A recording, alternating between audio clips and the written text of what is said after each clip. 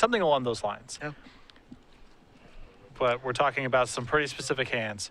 And this Elves deck, I mean, we've seen Ross on camera killing on turn 3 quite a bit, and killing on turn 3 through Force of Will. Dave, with no disruption, that good. A quick keep and Queer and Ranger to begin here for Merriam. Shields will draw a card. It's a Plains. Couple of white cards hiding over there. A couple of ports. This looks like a Mother of Runes, and it is.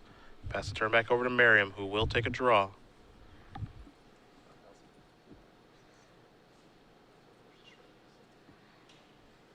It's a Verdant Catacombs. He's going to go down to 19. And I almost feel like Ross keeping 7 and Dave only having Mother Runes on turn 1 and not Swords of Plowshares it's almost the death knell already. Yeah.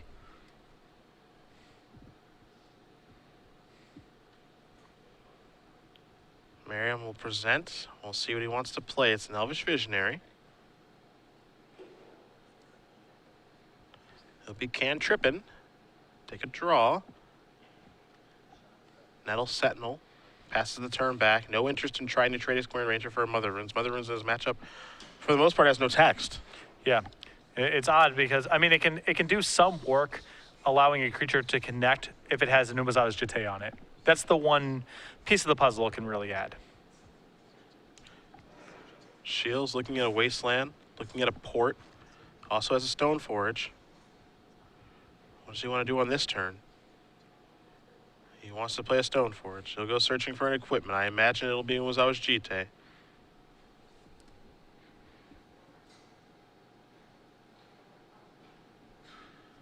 You see Merriam going to take his turn while Shields does shirts out the legendary equipment from Kamigawa. Gonna go get a Bayou off of the Verdant Catacombs. Let's see if Ross has a big turn in store. I know he has at least one glimpse in hand. Mm-hmm.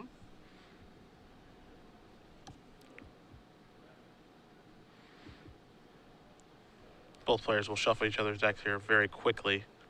And then we'll see what Merriam has to do on his third turn of the game. And it's pretty hard for him to win the game from this base. Usually draws like this require a cradle, but it's still possible. Yeah, there's a glimpse. That's a glimpse. This is a Heritage Druid. 2 cards coming. It's about to get ugly. And 2. 3 green. Down to 2. Nettle Sentinel. You see 2 Visionaries over there. He did pick up another copy of Glimpse. So now the question is, does Ross want to try to go fully off this turn or just use this as a developmental turn and then really lock things up next turn? I think we use this as a turn to go fully off because he can Zenith here with the 2 mana floating for 1. That's what he's going to do. He can go get another Nettle or he can get a Wirewood. He can get another Nettle here. Shuffle the Zenith back in. He can use Queer and Ranger to pick up a land on tap and elf and start generating so much mana with every spell that he plays.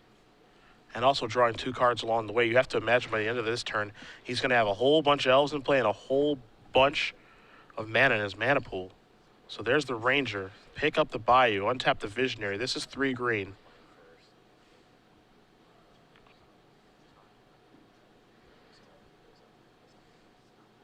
Merriam may cast another Glimpse here, and he will. That'll untap that. 2 green left, no green left. Peel 4.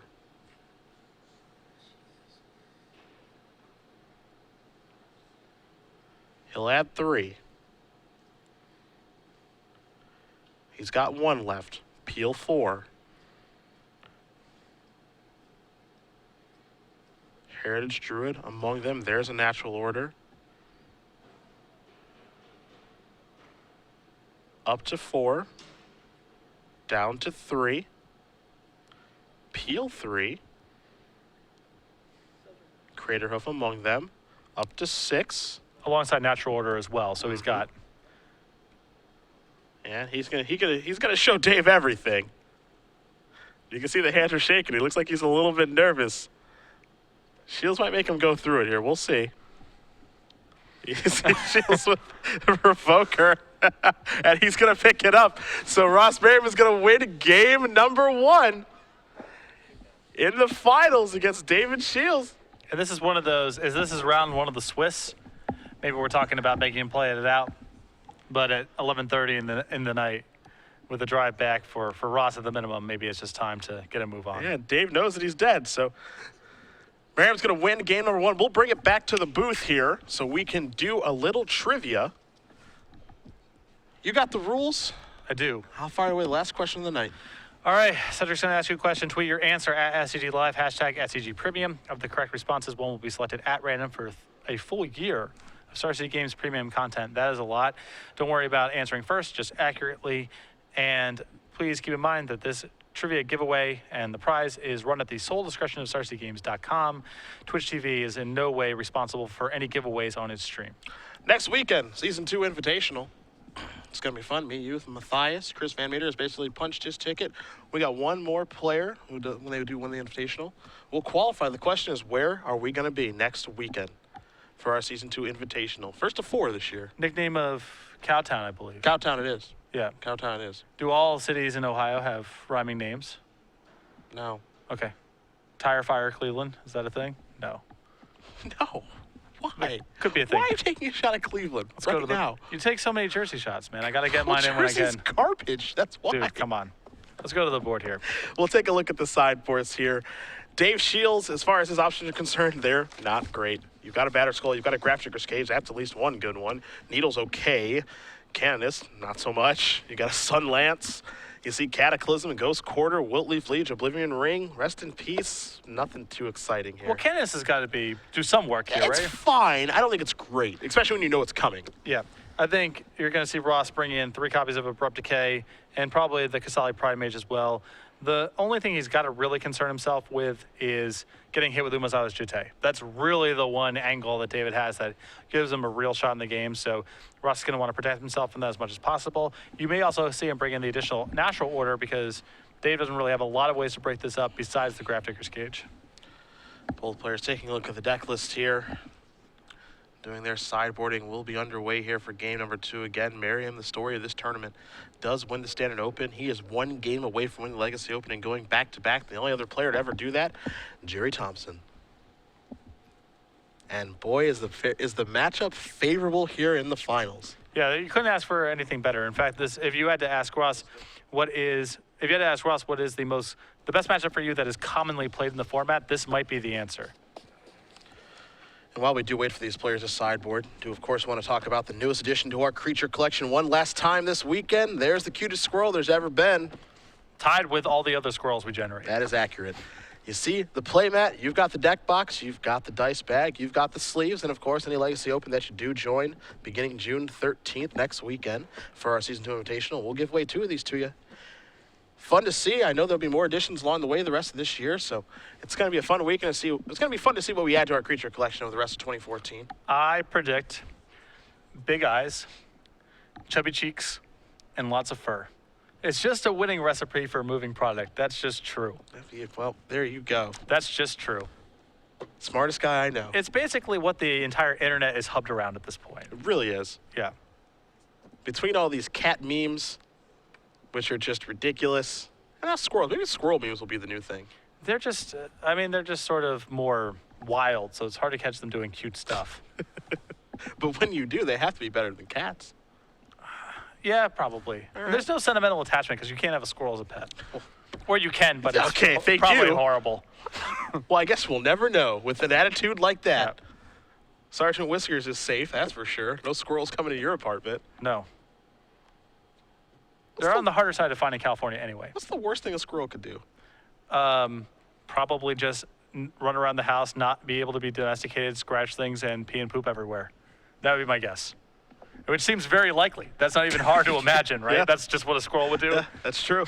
That's true. Probably just, find a way to get in your cupboard, eat all your food, or at least just puncture holes in all of your food boxes. Right, it's really easy to, and it could be potentially worse, but it's very easy to imagine this fail state, right? I'd say it's possible. Yeah, I'd say it's possible. If you could choose one, a baby squirrel or a baby hippo? no, because I would take the baby squirrel because at least when that thing became large and unmanageable, I could simply release it into the wild, whereas the hippo would kill me when it got large enough. That would be what it was trying to conspire to do the whole time, which is, while we're talking about this, why I do not fathom people who own pet snakes, because all the snake is trying to do is figure out how to kill you. There's only two ways your relationship with a pet snake can end. Either the snake dies or it kills you. That's the only way the relationship ends. The entire time it's in the cage, you're feeding it. You think that, you're providing it love and it's loving you like creatures do, most pets, cats and dogs and so forth. All it is trying to do with the limited mental capacity it has is figure out a way to kill you while you sleep. The hippo would be similar. But more adorable. And way less discreet. That's true. The snake would probably at least wait until you were asleep. The hippo would just be large enough to eat you and then do that. Well, I would take the baby hippo. Yeah. The upside's probably higher. It's sweet probably for a little while. Hopefully for a long Until while. it breaks everything you own and eats you. But again, I'm no biologist. I can't really speak to whether or not You these seem a animals. bit biased here. I'm very anti-pet snake. I've never comprehended it. Prerequisite for animals, I have two. They have to be friendly, and they have to have fur. That's about it. Pet goldfish, not really that sweet. I can understand if you just you want to have something hanging out with you.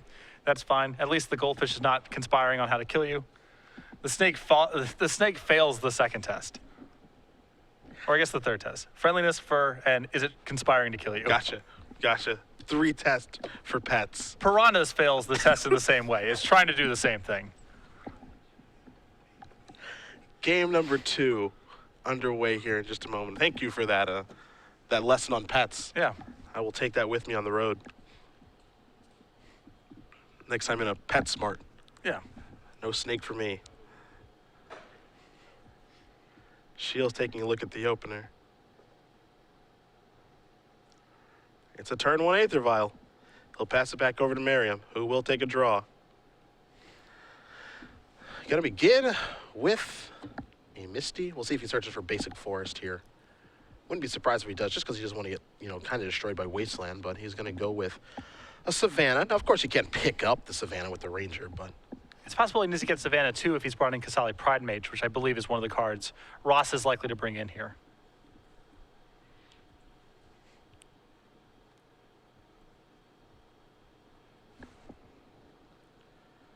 Shiels with a port. Could go for more of a mana disruption plan. Or he could just rush again to Stoneforge. Yeah, that's what he's going to do. He's going to try to rush to GTA again, I think. This is a pretty powerful opening. I mean, he gets to go get the Stoneforge Mystic, presumably get Umezawa Jite, Vial out of Mother of Runes. He's 2 turns away from being able to connect with some protection. Now, there's no guarantee that's even fast enough. But it's at least something. There's the GTA. Merriam will take a draw. Looks like he may have picked up a Cradle for the turn. He can go from 0 to 60 pretty fast. There's a Heritage Druid. That's a Cradle. That's 2 green. That's a Visionary. That's a really good turn. There's a Trigger. Draw a card.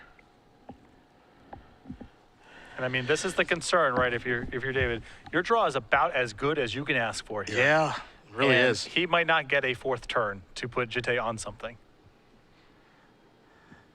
See the Observers for Merriam. Not sure if he has a natural or a weighted Behemoth just yet, but you can see a really nice turn there from Merriam. Boy. And he's going to add 3 green to the pool. He's going to put a few more things into play potentially. Maybe just cast the Zenith.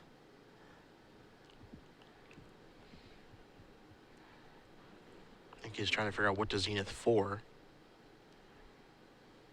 Might be time for maybe another Elvish Visionary, get a little deeper in the deck. Again, it's just about the setup here. If he's casting the Green Sun Zenith in this spot, given how much mana he has, a 2nd Cradle in hand, I assume that he has the kill next turn, because the Zenith is one path to kill with Crater Hoof. What's he looking for? A Wirewood? So it gives him a mana floating. And now Quarian Ranger. Yeah, it feels like he's setting up for the big one next turn. Yep. And the fact that he has a backup Cradle means he can work his way through a port. And while we're on the topic of animals conspiring to kill you, Crater Hoof Behemoth, definitely not something I would keep as a pet. The flag bearer. Yeah. Even though I imagine it's cute when it's small. Right. Mother of Rune's going to come in. A quick untap here from Shiels. See if he takes the vial up to 2 or not. He's going to take it up. It's up to 2. He'll take a draw. It's a revoker.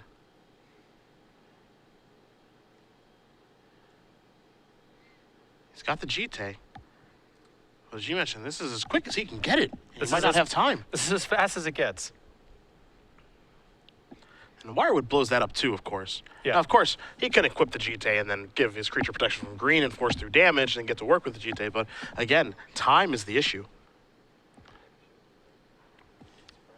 That's the big problem. He's got a plow and a Jitte and a revoker in his hand. I mean, that's, again, Shields on the play with something resembling his best possible opening. Mm-hmm. And I think we might be looking at yet another turn 3 kill here from Ross shortly.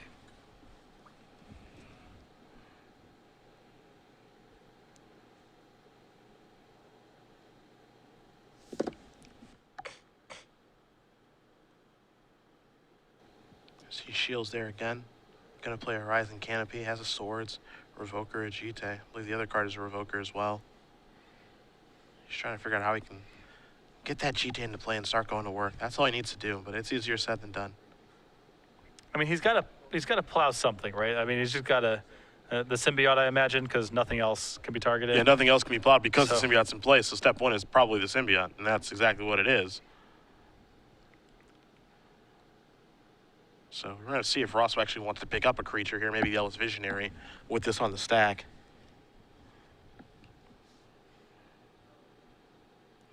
Looks like he does.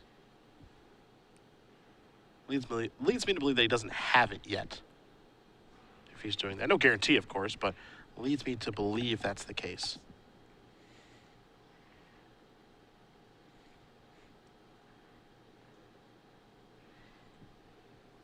So there's the revoker on the Heritage Druid. So again, Shields making a good faith effort here.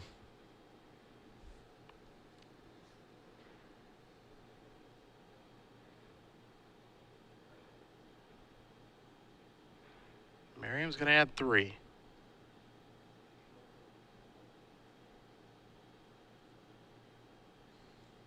Down to 1. Take a draw.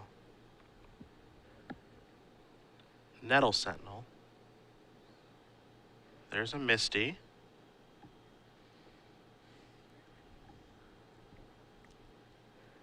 See if he wants to search up. It's not Dried Arbor, he just went past one. It's a basic forest. I think that Ross may have the Pride Mage in hand.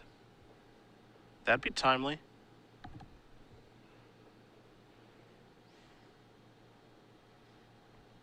Which gives him all sorts of time. Yeah. Because the only thing really threatening Ross to take any sort of action here is Just the GT. just the threat of Jitte connecting. Well, that's it. Nothing else. Yep, there's the Pride Mage, one of. Now it's in play. With the basic force available, so that can't be Wasteland. It can't be ported, though.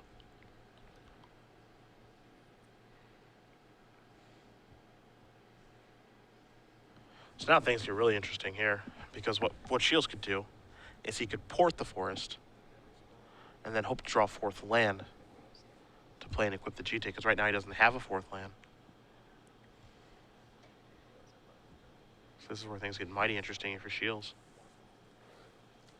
Well, I don't think he can just put the Jitte out there. I think right now I don't think so. I think he has to do exactly your line of play, even if he doesn't have the 4th land already. See, the thing that he can do is he can say, okay, put the GT into play now, untap, leave my Violet to draw, activate Violet, and see if Ross moves. Sure. Because he has a Revoker in his hand, and then he can name the Pride Mage. But I believe that Ross would see through that play. And so what Dave is going to do is he is going to tap the forest with a port. And I think Shields' plan is, all right, if I draw a land, I'm doing great. So let's see if he can find one. He'll take a draw. This is a Mirran Crusader. A mighty find Umezawa's Jitte target against elves. I'm curious with the, I defer to Ross's expertise with this deck 100%. I'm curious that he used the Zenith earlier on here where it felt like he had enough tools to develop, had 2 Cradles in his hand, and could have, spent enough mana to just go get Greater Hoof Behemoth. Maybe he needed to get the Visionary to get enough gas, and everything we saw after the fact was just top decked from the Visionary, but he is now without an immediate way to win the game. And who knows what happens when Merriam taps. That's what you got to be terrified of. Well, anything that kills Shiels, Ross could have done last turn. So, Fair. although that's somewhat less the case now that there's a Revoker on the Heritage Druid. Shiels has access to port on Cradle if he wants to. Mana is a bit of a bottleneck now. Yeah. The big thing here is that the backup Cradle that Ross has, Yeah. he's been sandbagging. That can really do some nice work. But even still, he's without any additional mana from his creatures. That's all shut off right now. Shields in the tank now. He's trying to figure out, all right, if I draw a land, we'd be in the driver's seat, but I didn't. So what do I do now? Merriam Crusader doesn't have much of an impact on the game. The 2 cards that matter are the Revoker and the Jite. And how does he go about using them? And all he can do is pass the turn back, I believe. No, that was just a flourish, I Yeah. think. It's definitely a hand motion. You see players pass the turn like that all the time. Looks like he's not ready to just yet.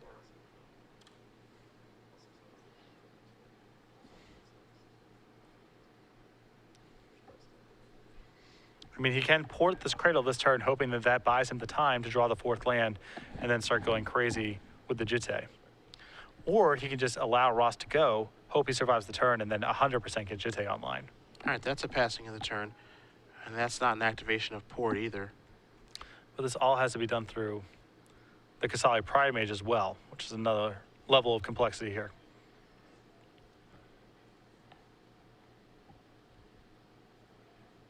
Let's see where we're going. Death, right? Dried Arbor. Pass. Doesn't have it. Activate Vial.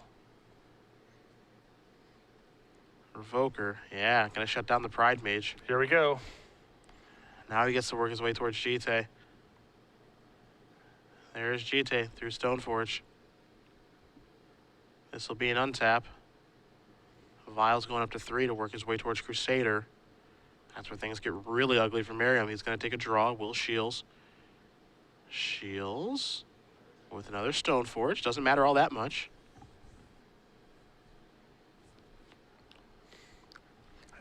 Keep in mind, though, Ross is not dead for 1 Jite Connect. He can still Cradle Hoof next turn. He'll have no end of mana, but he's got to get a move on here. It'll start to get pretty dangerous.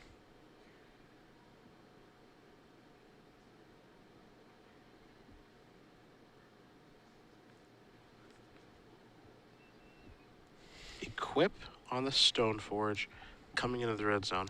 What Shields is looking at here, is there any way for any tricky things to happen? But Wirewood Symbiote is the card he's looking for, and it's not out there. Yeah. Actually, I do take that back.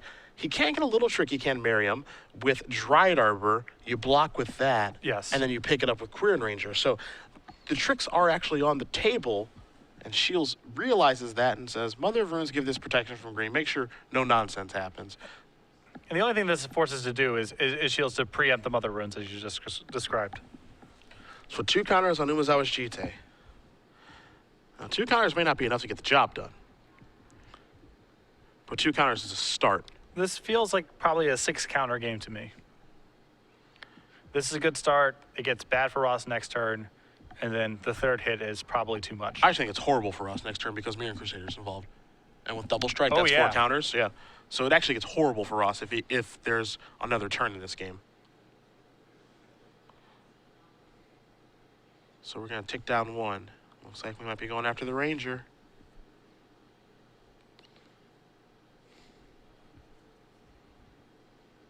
That looks like what happens. So that's gone.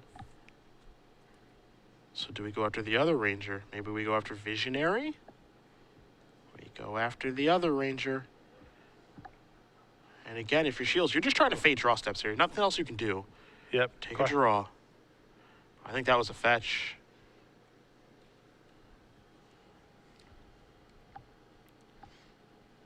That ain't it.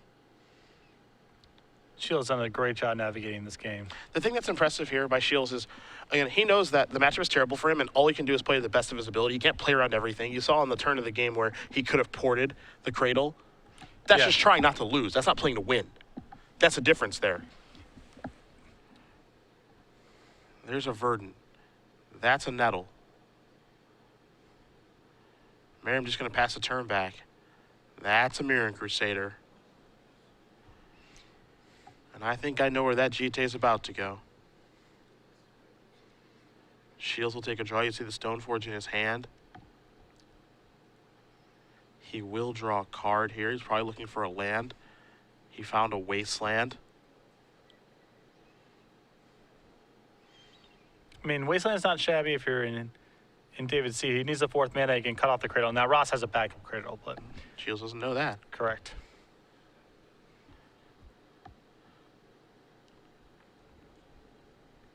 So now, this is moving there.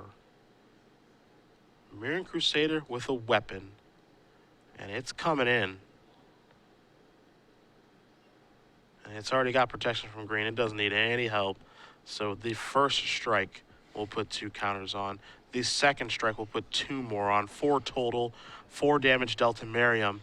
And we'll see how Shiels wants to use these counters as well as that Wasteland. Well, the priority is just get every one toughness creature off the table. It's about critical mass. None of these components are especially relevant for Ross right now. Heritage Druid is shut off, and as is Kasali Pride Mage. So all this is about is making sure that Ross has as little mana to work with as possible next turn. Yeah, that's what it looks like Shiels is going to do. He's going to whittle away this army. Now, there's not 4 one toughness creatures in play. So what Dave can do is take care of 2 of the one toughness creatures that are relevant, Dried Arbor and Elvish Visionary being the most so, and he can either sit on his heels here or take care of one of the 2 toughness creatures. And bust up that cradle. I imagine if he's going after anything, it's Deathrite Shaman because that's a source of mana, but he may just want to sit here as well. Big question here is, does Craterhoof still get it done? It's 4, 5, 6, 7, 8. It's a lot of damage. Well, I kind of got to see if he can generate the mana. With the Cradle in hand. Well, not just Craterhoof itself, but natural order. Oh, There's sure. some way to put that card into play. Yeah. With the Cradle in his hand, that's 4 mana. Deathrite Shaman is 5. Man, I'm going to go get Dried Arbor right now. And that's an additional mana as well here. So I think Craterhoof or Natural Order are still viable draws even from here. Although now that he's getting the Dryad Arbor, maybe now David wants to get rid of the 2 one-toughness creatures that are in play. That's one. You see him reaching for the die. Get the Dried Arbor out of here, he says. There that goes. Ross is probably trying to initiate that activity. I'd imagine. Does he want to take care of Heritage Druid right now? He's got Heritage Druid locked down from the Revoker, but it might be better just to have that off the table altogether. If you lose this game, it's going to be to Craterhoof Behemoth. And if Natural Order is involved, then Ross can just, without, obviously not passing priority because it's as part of the cost, he sacrifices the Heritage Druid. Now you have a sea of 2 toughness creatures against your 1 Jitte counter. So there is a risk here, even though the Heritage Druid is being locked down by the Revoker. It's not about if the text box matters, just every creature matters so much for Ross right now. And if he were to Natural Order and get rid of the Heritage Druid, that's 16, 21, 23, 24, 26, and minus 2, 3, 4, 5. I mean, I believe close. Natural Order is lethal. But that's a not glimpse, and now we're going to move to a game 3. Whew. Dave Shiels able to win game number 2 off the back of a GT and a little help from Merriam Crusader. Death and Taxes evens it up here. Boy, oh boy. And Ross not having it. I mean, going into his third turn, he wins the game with so many different cards. Yeah. And Shiels know there's nothing he can do about it. Yeah. So he played to the best of his ability to get himself the best chance to win. It worked out, faded some draw steps, and now we go to a third one. So the only thing that I really see changing here is if Ross did not bring in Progenitus for game 2, I think it becomes a much more viable option on turn 3, on the play rather for game 3. Not that he needs it. Of course, David's not really contesting his board whatsoever, but natural order for Progenitus just gives Ross a very easy, very challenging to interact with win with natural order on almost any draw whatsoever. And it's just one creature and 4 mana. Yeah. Crater Hoof requires a little bit more support, but Progenitus is more than good enough to win the game. Both players take a look at the configurations, but they're shuffling back up. There's not going to be any change here. One game here for Merriam for it all. Can he do it? Again, the matchup's great. Shiels playing to the best of his ability to try to stop Merriam from going back-to-back here. Able to fade some draw steps there. No Crater of Behemoth or Natural Order that time. And able to send it to a third game. Had to draw really well. Had to have Ross miss some of his critical pieces. Had to be on the play, but he was able to do all of that. All you can try to do, you know? Yeah, that's all I can do. Just play the cards that you draw and try to be the ones that your opponent plays. Control what you can control. So game 3 for it all. Will Jerry Thompson still be the only player to go back-to-back here on the Open Series? Will Ross Merriam, with a win with Mono Blue Devotion, be able to take it down with combo elves to go back-to-back here in Providence? That's the thing. If you're Jerry, you're rooting for Jerry's record to stay unblemished. You would obviously prefer a different matchup than Death and Taxes against Elves. But if you had to pick a player in the room, there's a good chance it's Dave Shiels. Yeah, a player that can stop him. Yeah. It's a pretty gosh darn good pick. I mean, if you watch the match, that third game that David won in the semifinals, it's almost unbelievable that he's here in the first place. Yeah, you're right about that. That's for sure.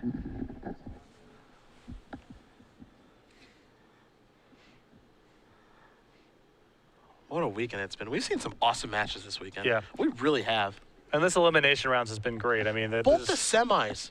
Davis versus Merriam earlier this morning, and then Shiels versus me earlier, or Yeah. just a little while ago.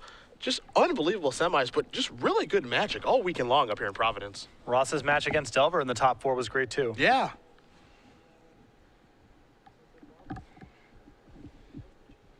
It's been an absolute pleasure watching these players play.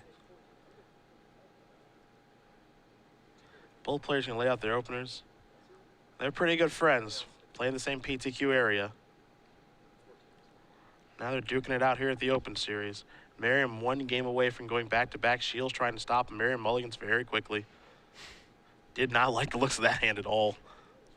And this is a tough one. You know, I talked to Ross yesterday when he was, after his quarterfinal match, playing against Green White Aggro, great matchup. Wins game 1 on cruise control. Game 2, mulligans and stalls and lands and dies. Game 3 starts off the match with a mulligan.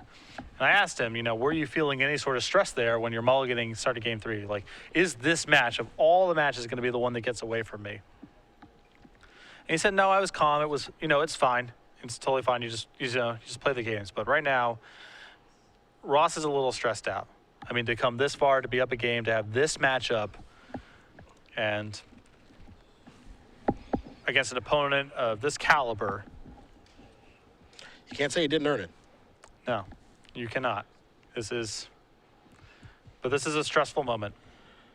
What are these 6 cards going to be? And Ross fully knows right now he's capable of drawing up a 6-card hand where he says, I win the game. There's nothing that David could do about this. He's certainly capable of drawing up a hand that does absolutely nothing, too. Yes. A couple copies of Crater Hoof, Natural Order, Zenith, maybe not so great. A couple copies of Glimpse. There are definitely combinations of cards that are not what he's looking for. Cradle is the only land. Yep, a bit of a smile.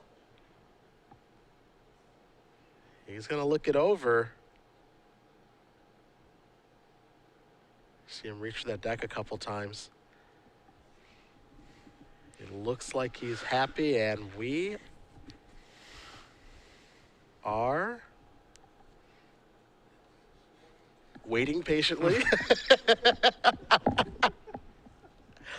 Underway. All right. The game 3 of the finals. Misty Rainforest. Just got to make sure. You Just certainly got to do. make sure. There's a Bayou. There's a Zenith. Time to go get the Arbor. There that is. Shuffle away. He's got an acceleration. Over to Shiels. Picks up a copy of Ether Sworn Canonist. And Canonist is exactly the kind of card that can punish these mulligan hands. It's also another reason to go potentially into Progenitus post board, because that's just an easy way to win. That does that. I mean, if Shields' hand is all it does is Canonist, Progenitus laughs at that sort of Yeah, strategy. steal win. That's not hard to do. Merriam with a glimpse over there. Now, I think that's the. I think he might have Progenitus in his hand. Oh my God. Take a draw. Elvish Visionary is what he found. I think that's why he looked at his hand so long, because he might have Progenitus in the grip already. There's a Forest. That's a Visionary. Can trippin'. Another Visionary. And in for one. Not the most impressive Meta turn. Knight. Oh. Yeah. Not the most impressive turn. Shields will take a draw. It's a Wasteland.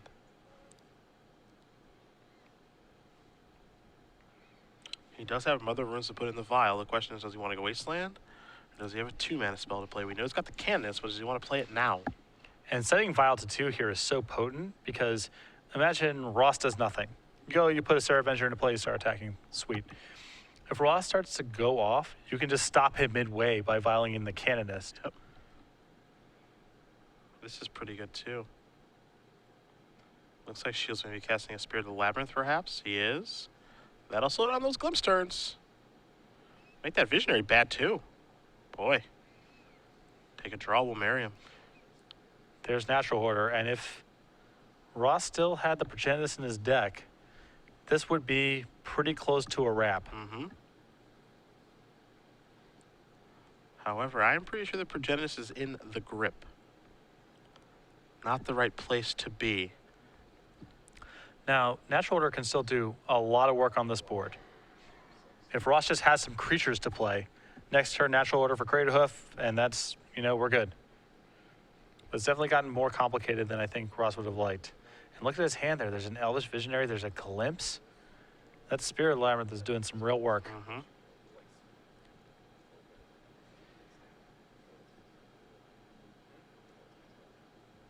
There's a Deathrite. This is a Visionary that won't cantrip. Pass the turn back. Yeah, the hand is Natural Order, Progenitus, Glimpse. But I mean, next turn, Ross can still make mana with Deathrite Shaman, sacrifice the Deathrite Shaman. I think the perfect world, I believe, is if he just draws a land. Make Yeah. a Natural Order with the Dried Arbor. The big thing here is that for Shields, he's got a Wasteland in play and a Wasteland in his hand. He can just go after lands Yeah. and say, you're not Natural Ordering me. I don't think so. And he's got so much of Ross's ancillary plans covered between Aethersworn Canonist and Spirit Labyrinth. Yeah. Ross needs mana to do anything because there's no other way to. There's no place else to go. She was also with the Stoneforge Mystic, so he can go on the GT plan here as well. Wonder what David is gonna do. He's got the tools, but does he know that? And how fortunate is he that Progenitus is in Merriam's hand? And Elves is a deck where when you're playing against it, you have so many different routes you can take in a lot of games. You can try to deny mana. You can try to fight over one big spell.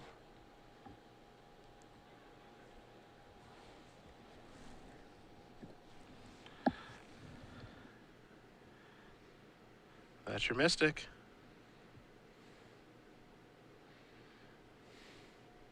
Maybe. He's got a couple of 2s over there. The 2s are good.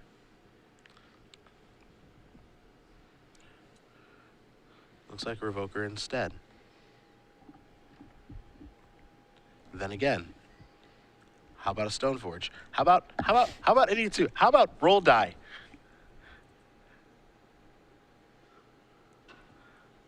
How about a Canonist?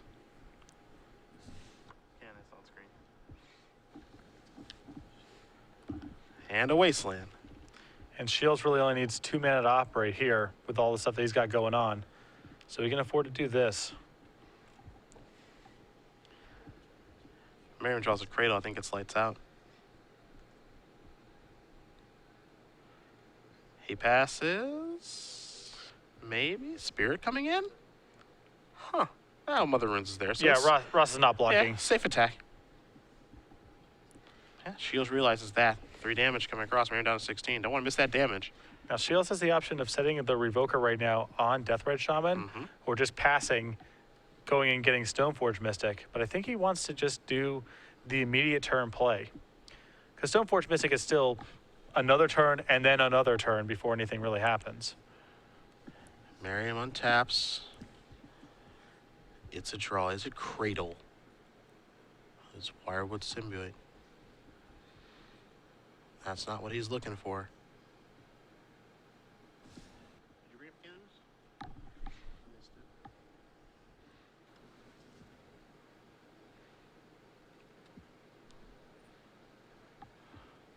it. Card causing some trouble right now. 1 spell a turn for Ross. He's just going to play Wirewood. Yeah, these hate bears are doing a lot of work in this game. And now this is actually, that's a pretty good choice for Revoker. So you're not great. Firewood's not as great as it normally would be here, but as you mentioned, the hate bears are really working overtime. See, Shields got to quickly go through his deck. You got to imagine it's going to be GT, and it is. But as you mentioned, he's 2 turns away. Yeah. A lot of work to do there. Also, assuming that he doesn't draw a land this turn, this also means he's not wastelanding. That's true. So this is some risk here because Craterhoof is just going to be lethal by a lot if Ross can get it into play. I think there was a pretty strong argument last turn to just put Revoker down, name Deathred Shaman, and maybe use Wasteland. If you draw a 3rd land, maybe you Wasteland and start doing Stoneforge operations, but I guess he still has the option to untap and then put the Revoker into play immediately. So that line's not cut off from it. Still okay. Shields going to untap. Likely going to leave the Violet too. He's got the GT in his hand, the weapon of choice. See if he finds a land. This is a big draw for him. That's a Caracas. That's important. Gives him the 2 mana he needs to function and the ability to use Wasteland. Absolutely.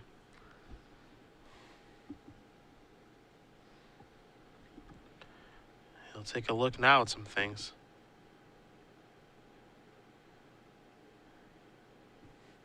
There's the Caracas. Wasteland looks like it might be going towards the Arbor. And he wants to make sure he knows exactly what happens here. It takes care of that. And I like Ross not making a move there whatsoever. Just Shields it can't be 100% sure that Wasteland's good there because there's so many weird operations in Elves. Yep. So Shields passes. Merriam. Gotta remove a creature to gain 2. Can he draw a Gaia's Cradle this turn? Draws a card. That, I do not believe was a Cradle. It's a Misty Rainforest. All he can do is play that and pass.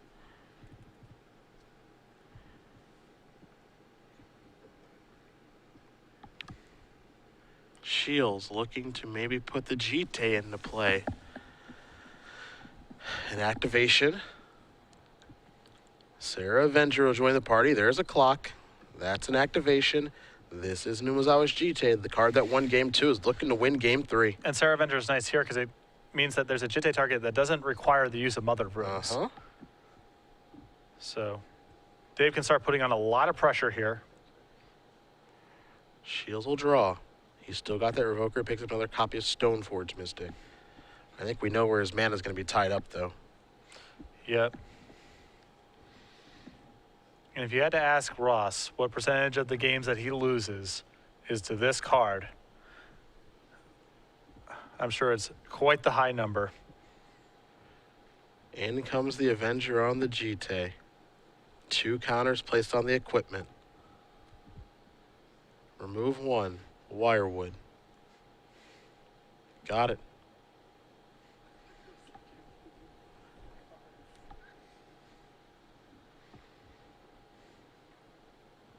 And now natural order is, That door's closed. it's not enough. And you know, that's the thing about once you close the door on elves, it's not opening back up. Nope. They don't have a way to come back from spots like this. Deathright's down. Will Merriam sacrifice this Misty? The answer is no. He will take a draw. Is that the cradle? I think that's the cradle. I don't know if it matters, but it's the cradle. Yeah, it seems like he's well short from this position. Yep. Being able to get enough creatures to play. He has to sack something in the natural order. So that leaves him 3 creatures. Times 3 is 9. Crater Hoof is 5 is 14. 15, 16. So he's short even before we even account for Shiels blockers, of which he has many. Yep. And haunting Ross here is the fact that Progenitus was in his opening hand off of that mulligan. Also, that cradle is 1 turn too late. Yeah. Actual 1 turn too late.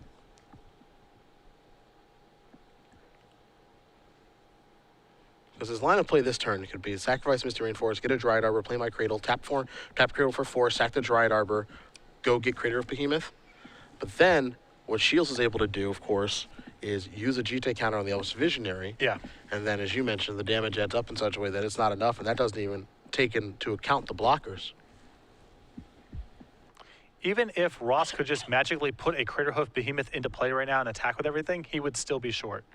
And he can, of course, do much less than that, and there's a Jite counter looming on one of his one-toughness creatures. He'll sack the Misty. Gonna likely go searching for the Arbor. That's what he gets. He'll play the Cradle, add 4. There's the natural order.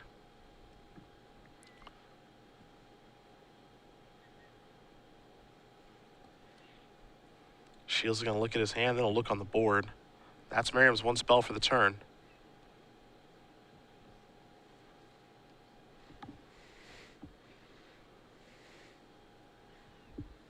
Shield says that's fine. Merriam gonna go through the deck. We know the Progenitus is in the grip.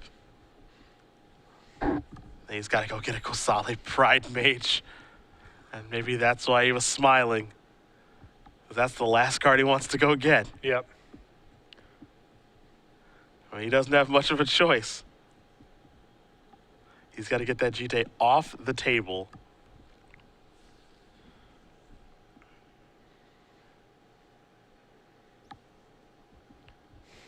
That is a heartbreaking natural order right there.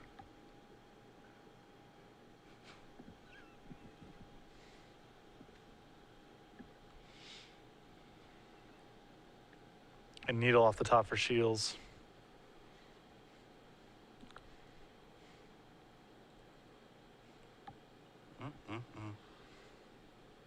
Gonna activate here. And now Ross needs to respond right now because it could be a revoker. Oh, he knows. And he will. You gotta take care of Elvish Visionary. Whittling away those forces. There's Stoneforge. Dave gonna go searching for the next piece of equipment, Sword of Fire Knights. That'll mow down creatures just fine as well. Yep. And that is gonna do it. David Shiels wins this match over Ross Merriam. 2-1.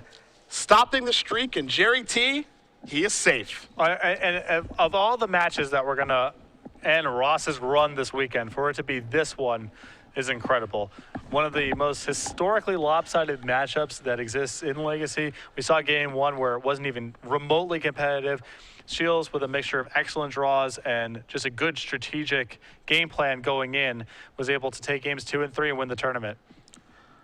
What that is a player refusing to lose. No. Shiels knows how bad the matchup is, and he played, I don't want to say he played perfect because I hate saying that because Magic is such a difficult game, but he just played one hell of a match. Yeah. Straight up. Just played as well, I believe, as he could every single turn to give him the opportunity to win the game and the match, and he did.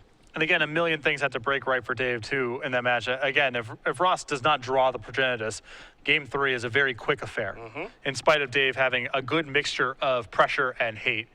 But Ross Mulligan probably felt like he couldn't go down to 5, I guess, with a solid hand, even though it contained the Progenitus. And Umezawa Jite just prevented Craterhoof Behemoth from becoming enough of a player. Crazy.